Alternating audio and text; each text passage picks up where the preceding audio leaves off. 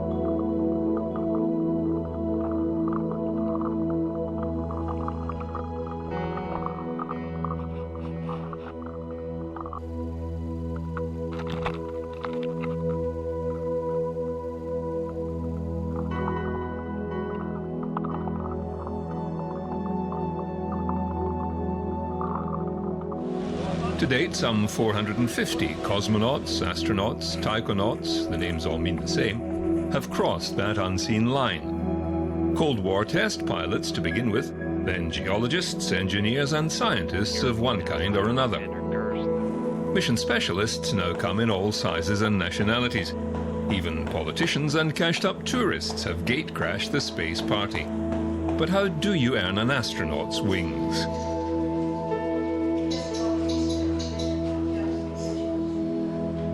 As Chris Hadfield, the first Canadian to walk in space, has said, an astronaut's life is one of preparation and simulation, and training and support on the ground, and anticipation and visualization. And very, very seldom, almost never, is an astronaut's life about flying in space.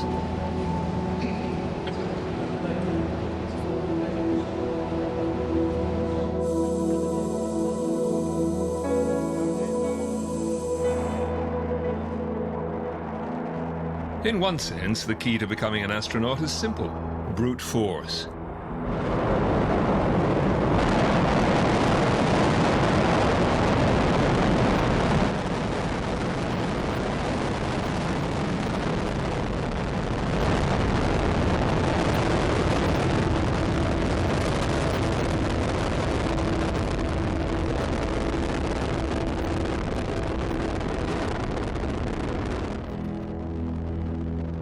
But selection for space is an exhaustive process. Astronaut candidates must be fit, physically and mentally, to endure the rigors of training. High intelligence is essential, while bravery is a useful character trait. The current crew of astronauts have trained for work on the International Space Station, while others are working towards missions yet to come. They have one thing in common: they all consider themselves lucky. I never planned to become an astronaut. I mean, I knew that it's a very small likelihood, and so as a scientist, I knew the statistics, meaning like, okay, if I try to become an astronaut, it probably won't work out. So for me, applying with ESA to become an astronaut was not as much a thing of me believing that I would become an astronaut, but more trying to give my dream a chance that I had, that I knew I was always looking forward or trying to see, do I have a chance to actually go there?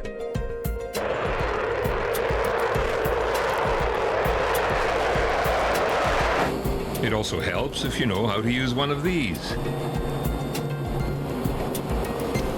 I find my background as a pilot very helpful, just in the way that I've previously been taught how to follow procedures, for example, as a pilot, communication methods, working together in a team in an international environment. All of those sort of skills are very useful in this job. Of course, I had expectations before I started. But the job as an astronaut is so unique. I think it's difficult to have a realistic sense of what to expect. So certainly some things have been what I expected. I mean, the excitement, the uniqueness, the wonder of human spaceflight is exactly what I thought it'd be. Other things, of course, have been different simply because it's such a unique world to train for a mission.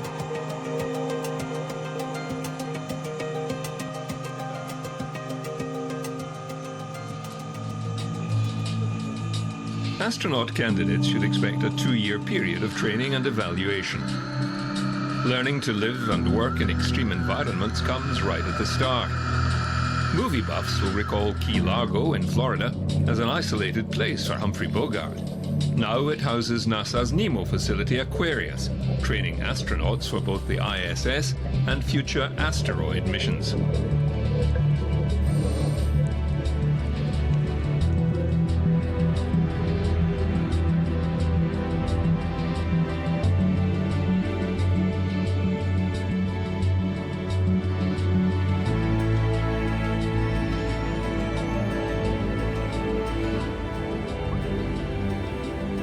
Other unwelcoming environments used for isolation and team building include the Sagruta Caves in Sardinia, Italy.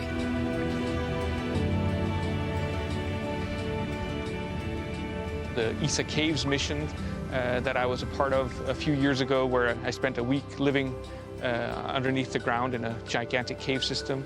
The 2 NASA NEMO missions that I've been able to participate in. I mean, all these things are fantastic opportunities in and of themselves. And just having those opportunities without going to space would be fantastic. But so to have them and then to go to space as well is just really it's what makes this job so unique and so fantastic. Of course, spaceflight training is not easy. I think that's clear. I mean, for 3.5 years, you have to travel almost every 3 weeks. You fly over the Atlantic, you're in different training locations. You spend about 5% of your time at home. And if so, maybe then just a weekend here or there. So it's a challenge.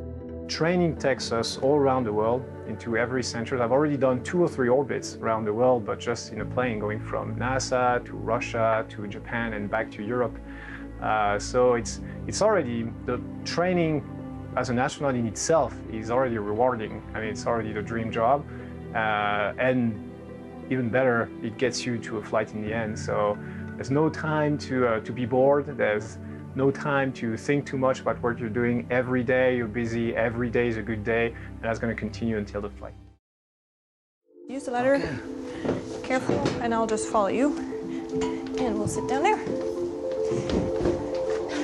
Space training in Europe begins at the European Astronaut Center in Cologne, Germany, where trainees learn the essentials of maintenance and repair of onboard systems. You would be asked to actually either remove or clean or just inspect the filter.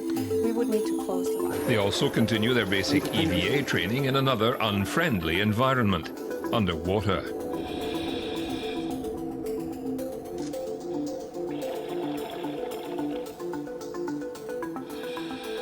In general, the training at the different locations varies quite a bit. First, there's the technical side, which means like we're training in Japan on the systems that Japan supplied to the space station. In Russia, we're training on the Russian segment of the International Space Station. In the US, we train for the US side. And at ESA, we train for Columbus and ATV, which are the modules that ESA supplied to the space station.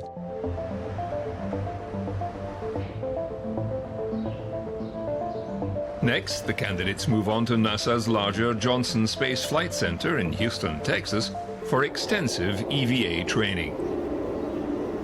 Training at the JSC is always very busy because we do many different things and it's a huge facility, so we're moving all the time from one building to the other. Like here we are in the building 9, where we have a replica of all the American modules of the space station. So in this building we train for the space station. Some of it is daily operations, some of it is actually off-nominal operations like emergencies. Like in these mock-ups in this building, just yesterday I did a 5-hour emergency simulation with my crewmates, with our full crew complement of 6 people of Expedition 42.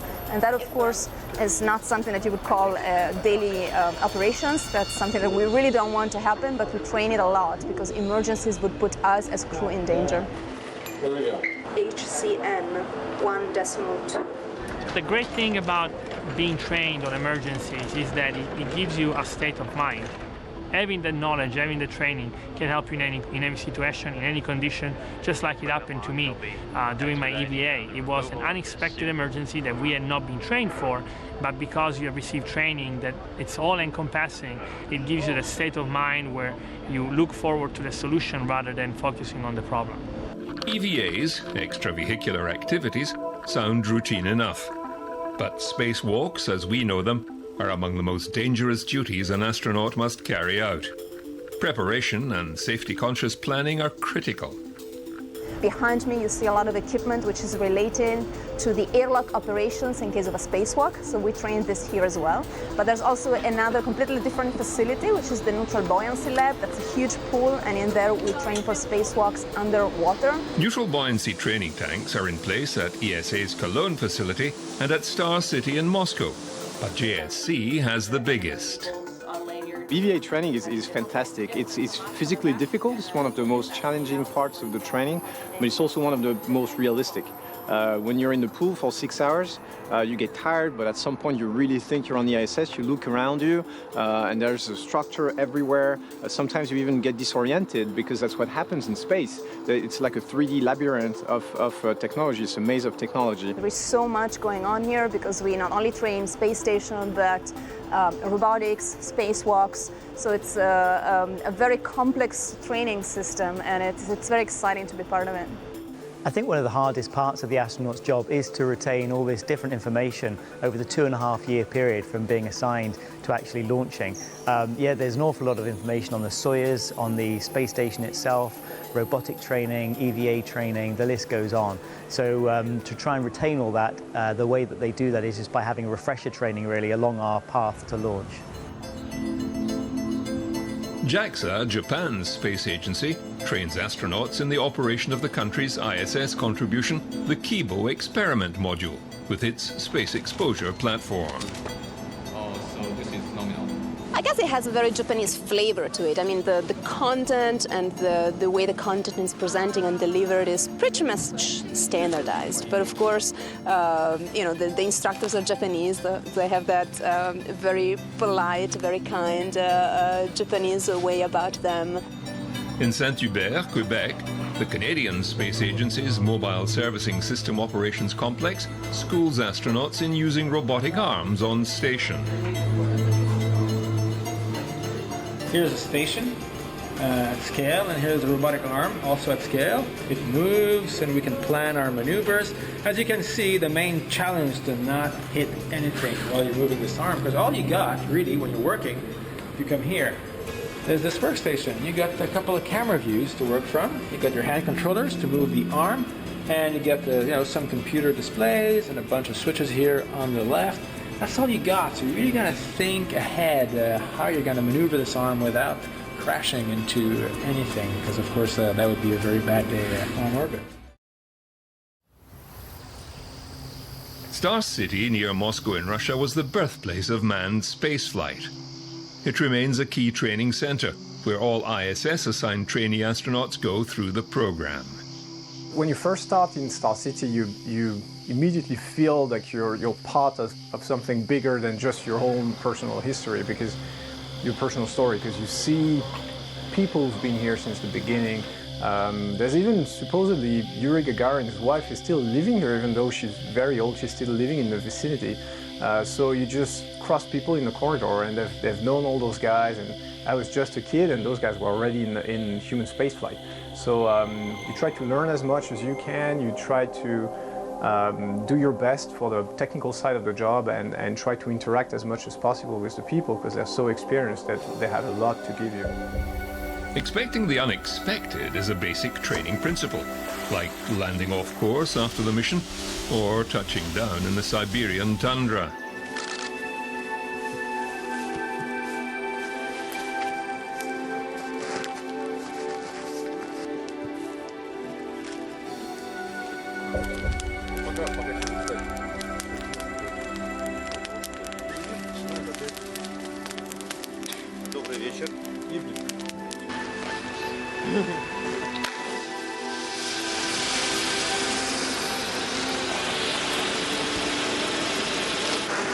As NASA has no manned flight hardware of its own at present, the agency purchases seats on Russia's Soyuz spacecraft.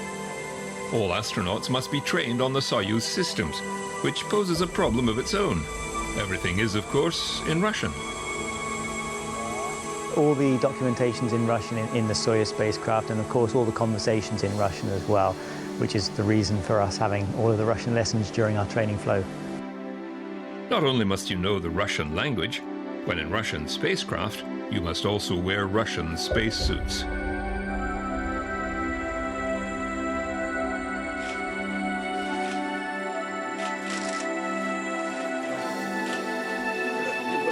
When the Sokol space suit actually pressurizes, things do become much more difficult to work because you're kind of fixed in your seat in a very rigid location, and it's hard to bend your arms and bend your fingers in fact. So even just sort of reading the board documentation can be quite difficult. But hopefully you won't be pressurized when you do a normal descent. Hopefully the spacecraft will come down without any problems and your spacesuit will be much softer, which makes it easier to move. Here in Star City, I'm using most of my time in the Soyuz simulator together with my commander. Suddenly it's starting to feel a lot more real, you know, when you're sitting in the Soyuz and you're really going through the whole launch and landing sequence. You can feel that you're getting close to the date, and it's very, very exciting. It's a very well-oiled machine, this flow to launch, and I'm confident that, you know, by the time every astronaut flies, you're really ready to go. You're prepared in every way. As things stand, an astronaut bound for a 6-month mission to the ISS needs up to 5 years training, a requirement which will in all likelihood be intensified for future missions to deep space. The ISS will probably be used as a long-duration astronaut training facility for missions to Mars and beyond.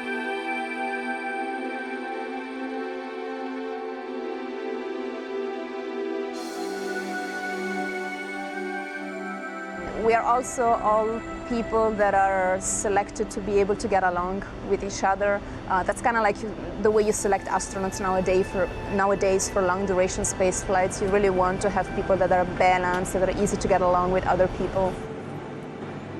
So much of our work up there is determined by the visiting vehicle traffic, and that's a very dynamic phase because we're not quite sure exactly which vehicles are going to arrive when. I got 18 centimeters. And these vehicles bring up a lot of science, they bring up a lot of hardware that determines when the EVAs are done, and also they of course determine the robotics activity that goes on to capture the vehicles. So when you're not quite sure what the visiting vehicle schedule is like, you're not quite sure exactly what science and when it's going to be done on board the space station. One 6 months increment for the whole crew is around 300 experiments, out of which there's 55, 60 for ESA. So there's a wide array of domains like medicine, technology, material science, fluid science, everything you can think of. We're trying to make the most of the conditions in space and the microgravity to get results that wouldn't be possible to achieve on Earth. So one of the things I've learned is you just have to be extremely flexible, and we get trained on how to do tasks that may be planned 6 months ahead of our mission and maybe planned 6 months after our mission, so that should there be some flex and those activities fall within our increment, then we're trained and we're ready to do those as well. There's some leftover smell. Whoa. It's not good. Not good.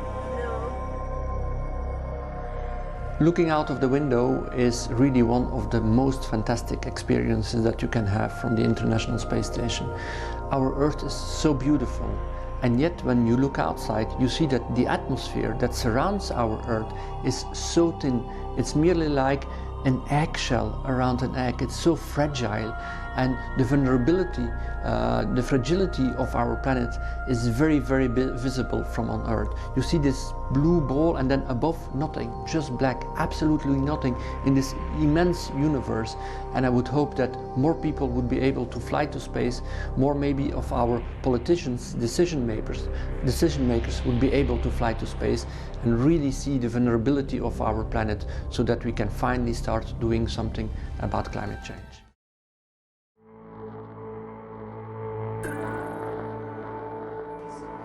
Videos.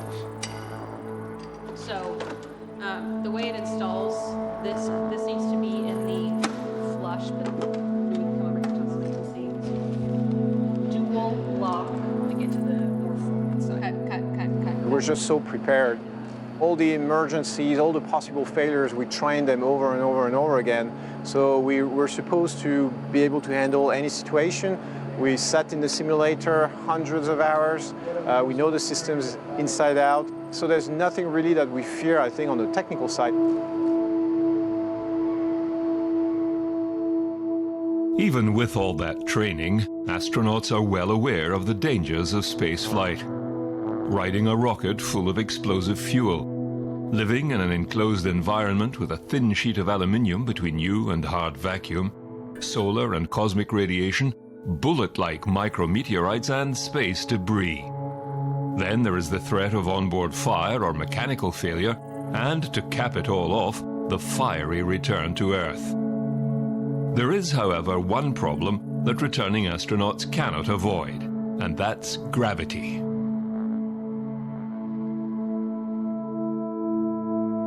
When you get back home, of course, I will always remember this was the same for my first flight or for my second flight. The moment they open up the hatch and you feel this fresh, cold air coming into your capsule. This is really something. And you're out there, of course, in the steppe. You have this real soil kind of smell that you have. It's really feeling fantastic. And then they get you out of the capsule. And the first thing, of course, that you want to do is to contact your family, your friends, saying, I'm all right, everything is great. We will see each other tonight. And then you just want to rest and to sleep because you're so tired, of course, from this long day of coming back. And also the gravity is really then having an impact on your body. You can't, it's difficult to stand up. It's everything that you have to lift. It's hard, it's difficult. And this takes a couple of days. But after a couple of days, of course, you recover well. We have a very good recovery program here at our European Astronaut Center. Our people are really very focused on getting the astronaut back up to the level as he was before the flight as soon as possible. And then, of course, it's again, after a while, business as usual. I'm reaching the end of my career and I'm being able to do a last flight and really, again, put at work for myself, but also for everybody else, all the knowledge and know-how that I've acquired during this year. It's a very great opportunity, and I'm really happy that I've been assigned for this.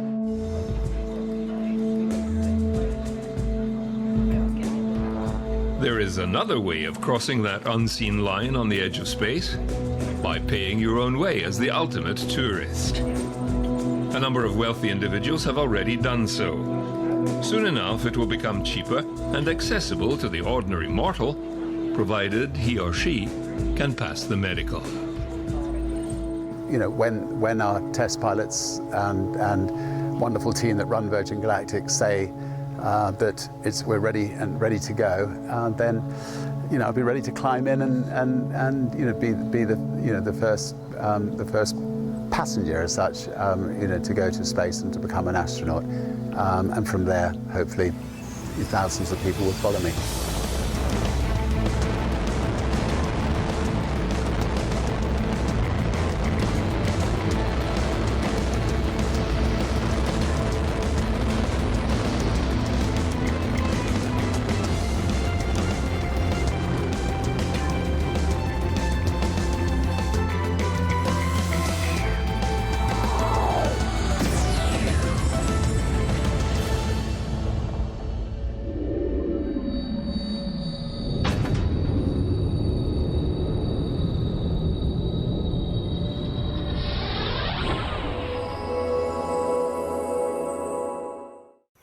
Launching payloads into space is no straightforward matter.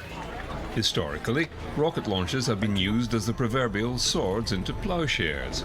Missiles designed to carry atomic warheads now send satellites and probes into the solar system.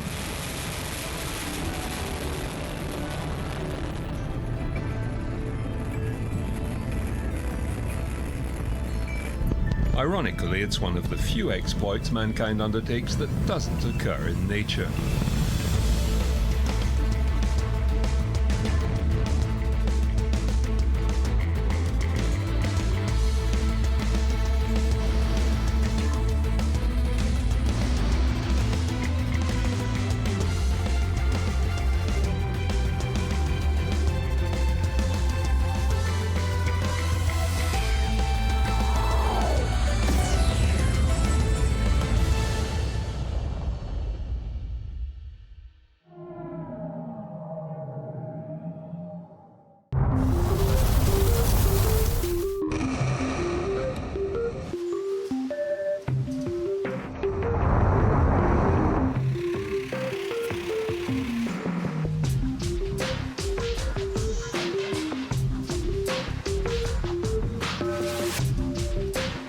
rocket science is all it's cracked up to be.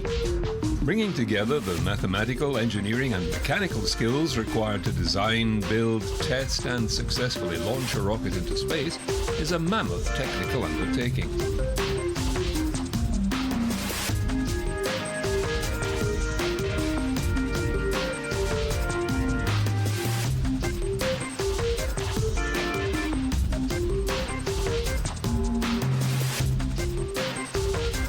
So many countries and corporations have the capacity for launches nowadays that they appear commonplace. 0. Only the keenest science geeks seem to watch them these days, unless, of course, something goes wrong, and then everyone is hooked.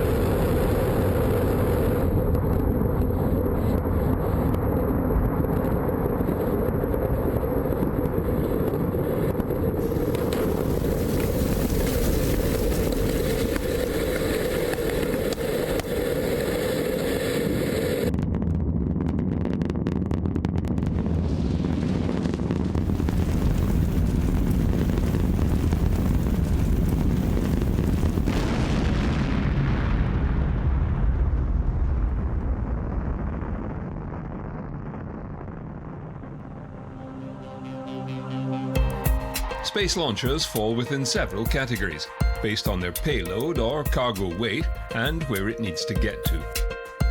The unsung heroes are the commercial satellite delivery systems, providing light and medium lift capability to low Earth, polar or geosynchronous orbit. Many countries such as Argentina, Iran, North Korea and Ukraine boast their own homegrown systems. Even New Zealand, in a joint venture with the US, is developing a budget CubeSat launcher called Electron.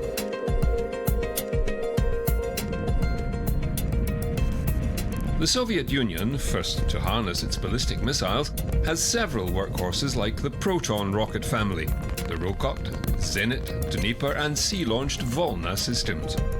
Ukraine, in its current form, inherited some of these rocket systems after the Soviet breakup.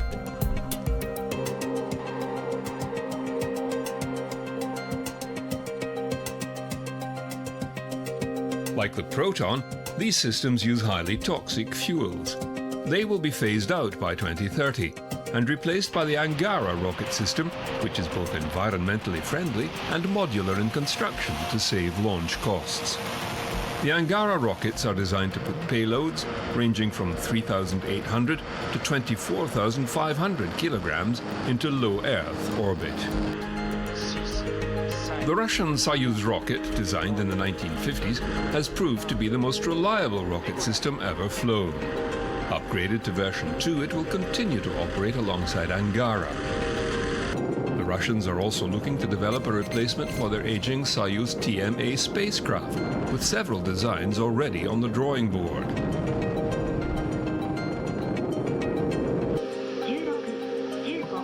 Japan has its Epsilon satellite launcher, which can lift 1.2 tons into orbit. Their H2 continues to evolve, the B variant delivering cargo missions to the ISS. Ignition. And liftoff. Liftoff of the HTV on a journey to the International Space Station.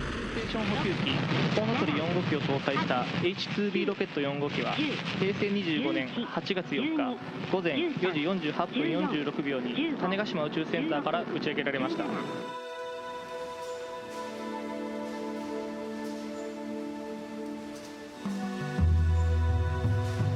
India's ISRO space organization has developed a range of vehicles for delivering satellites, either to polar orbit with the PSLV or geosynchronous with the GSLV Mark II.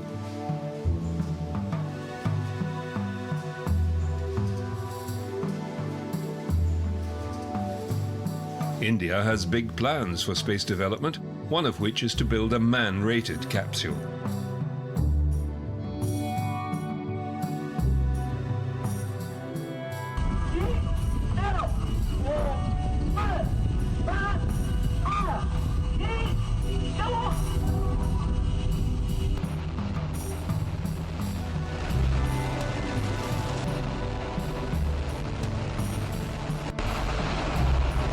The The Chinese Long March series of rockets has made steady progress and powers China's manned space program. Even they are becoming environmentally conscious as well.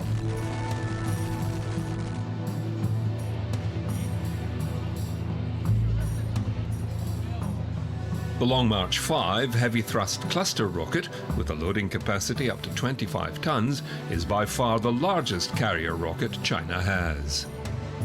Compared with previous rockets, the biggest difference is the non-toxic propellant in hydrogen-oxygen engines and LOX kerosene engines that will not pollute the environment. And we applied serialization, unitization and modularization to design and manufacture.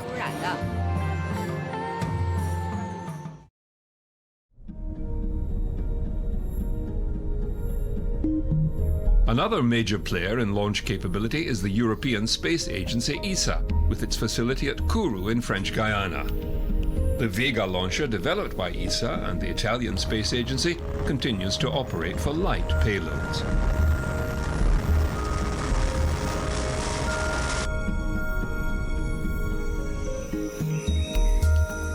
The real European success story, however, is the Ariane 5 heavy lifter, the workhorse for ESA and the CNES. But it too will shortly be replaced by Ariane 6. Currently under development, it will use components in common with the new Vega C rocket.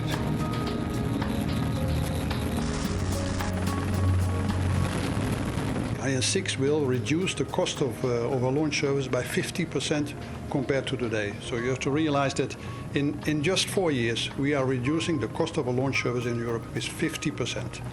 And that is, of course, a major step. And if you think about Ariane 6 in a double launch configuration, we are able to offer a price which is really, really attractive, also in comparison with the competition. So the situation that we will have with Ariane 6 and Vega C will be exactly the same in terms of what we can launch as we have today with Vega, Ariane 5 and Soyuz. We can launch every satellite with these two launches in the future.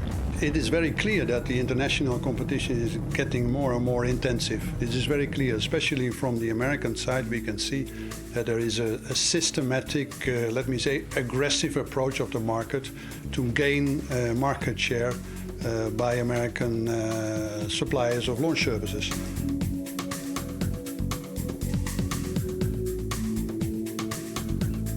When NASA, intent on pursuing the Orion and SLS deep space system, relegated low Earth orbit to the private sector, the commercial floodgates were opened.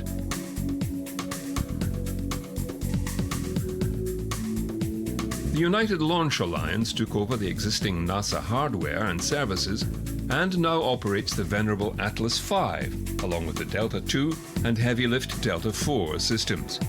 It's now developing the Vulcan rocket for future expansion.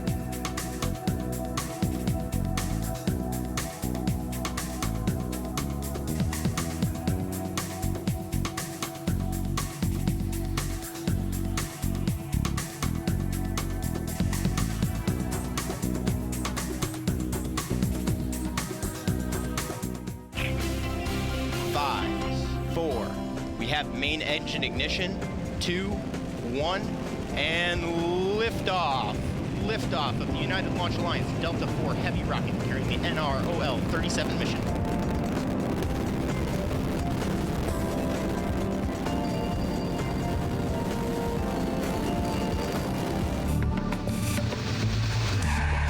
The Vulcan Centaur vehicle will be a high-performance, lower-cost, best value vehicle. We're going to maintain our mission success history that we've had with Atlas and Delta. So we've got two main engine suppliers, Blue Origin with the BE-4, which is a natural gas-powered engine, and we've got the AR-1 from Aerojet Rocketdyne, that is the RP-1 configuration. Both of those teams are making good progress. We've been through CDR with the Blue Origin engine. We've been through EDR. They're both on a plan to get to engine testing this year, and they're both on a path to support our late 2019 launch date. With that mission now opened up to commercial ventures, many companies are rushing to build better, safer, and most importantly, cheaper rockets.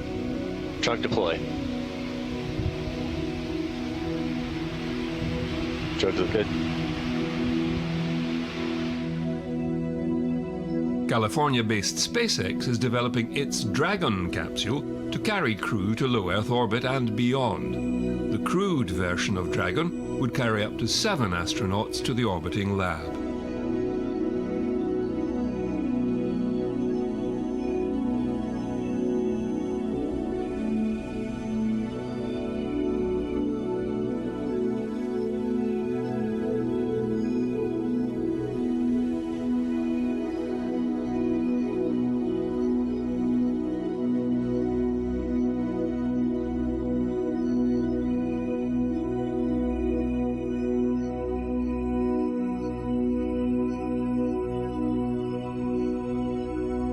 Blue Origin is a strong competitor to both contractors, but its sights are on the tourist suborbit segment. They too have designed their rocket to return to launch for reuse, and their capsule, the Blue Shepard, can hold 6 paying customers.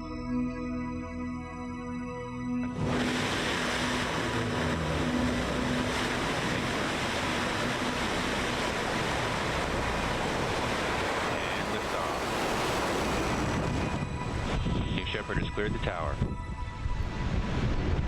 There you have it. There it is, 70,000 pounds of thrust pushing that crew capsule.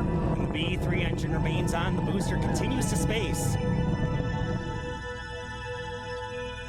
The drogues are out on the crew capsule. There go the mains. And touchdown of the New Shepard crew capsule. From what we can tell, that was a nominal in-flight test of our escape system. And again, all astronauts on board would have had a pretty exhilarating ride. There you go. The booster's leaving that tail fire. It's got second shot. Beautiful. Wow. There it is. Touchdown. What an extraordinary test and a tremendous final flight for both craft.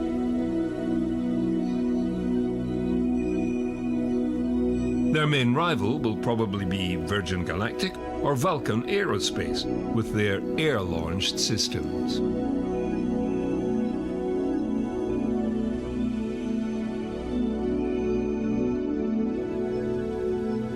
Sierra Nevada's Dream Chaser is a small space plane designed to carry 7. The spacecraft is based on a NASA concept vehicle from the 1980s called the HL-20.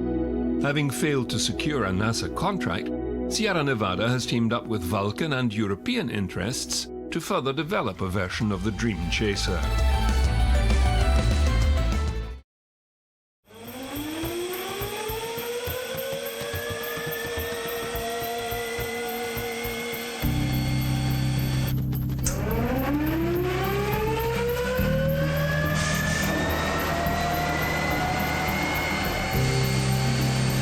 Advances in aeronautical engine design have led to the Sabre.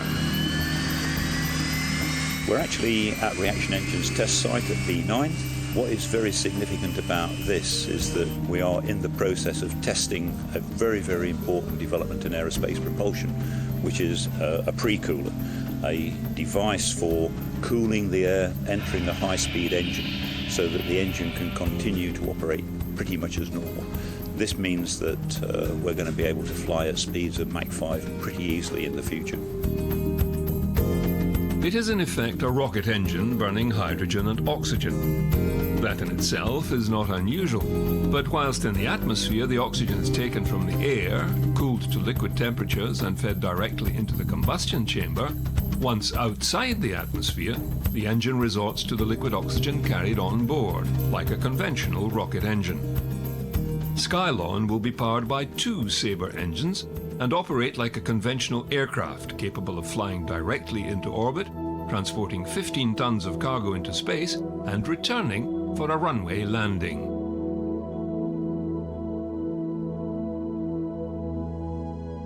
we're looking at a revolution in transportation equivalent to the jet engine. And access to space, access to anywhere in the world within 4 hours is on the cards. Once you've got access to space on that basis, that's the stepping stone to anywhere in the universe, and a very exciting future for the human race. Although government contracts are lucrative for these private companies, many firmly believe tourism is the way to fund future space development. For those cashed-up civilian tourists, Space Adventures team has designed a circumlunar mission using a unique combination of existing and flight-tested Russian technology.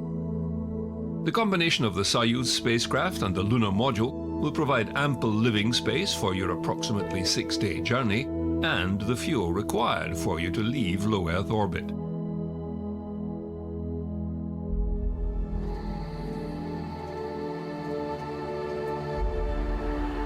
Perhaps the most ambitious is Elon Musk's SpaceX interplanetary transport system, helping make humanity a multi-planet species.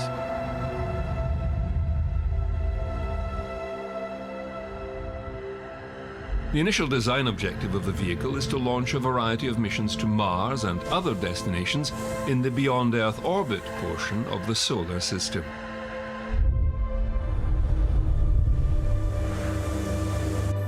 The large payload capacity of the launch vehicle, with the ability to place 300 tons into low Earth orbit, places it into the super heavy lift class.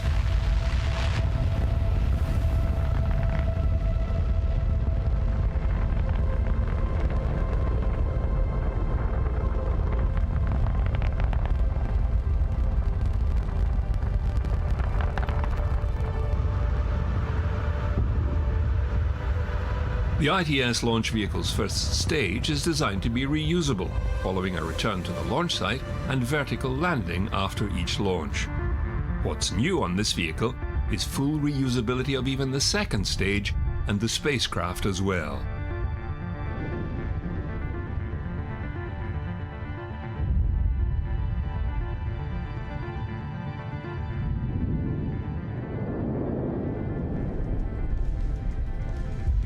Cheap, safe space travel for all is just around the corner.